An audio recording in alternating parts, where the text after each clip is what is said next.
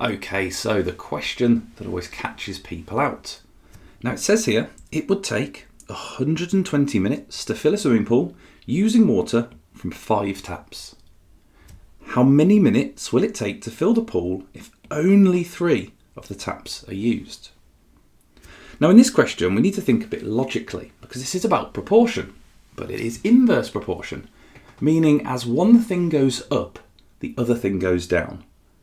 So the logical thing here is if we have more taps, it will fill up faster, not slower if we use more taps.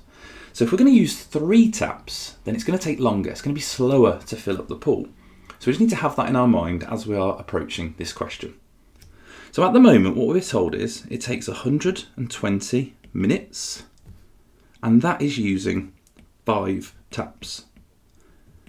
Now the normal process and the big mistake that people make here is they divide by 5 to figure out the time it would take 1 tap. But think logically, if I do 120 divide by 5, I get the answer 24. Now it doesn't make any sense that it would take 120 minutes using 5 taps, but if I turn 4 of them off, it's going to fill up in 24 minutes. It doesn't make any sense. And here's the part where it's inversely proportional.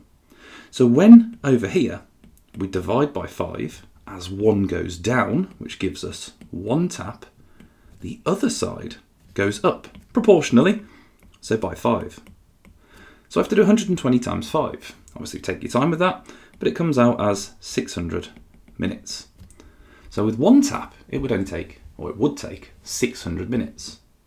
Now we can think about moving to the 3 taps, because on the right here, that would be multiplying by 3, which gives us the 3 taps that we're looking for.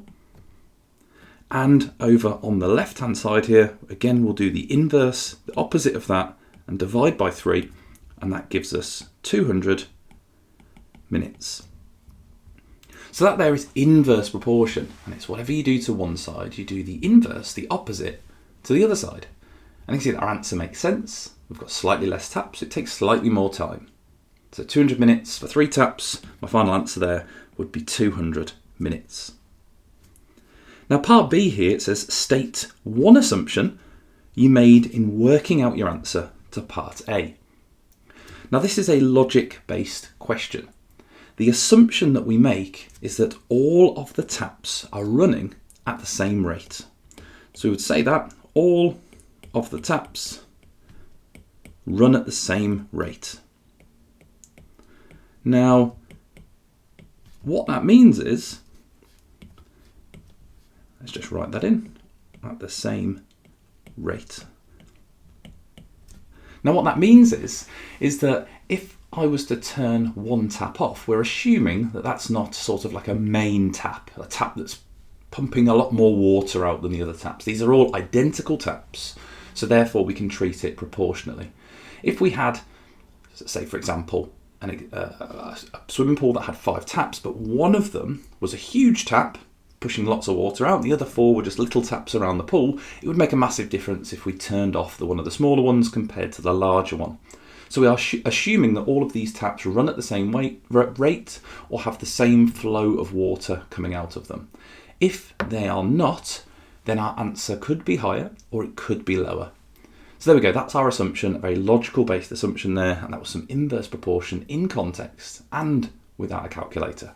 If you want all 9 questions like this in one place, then grab my REVISE9 revision grids completely free. Click the link in the description, create your free account and unlock them inside Upgrade or TGMT4T. Simply head to the REVISE9 tab, select Higher or Crossover and download them instantly.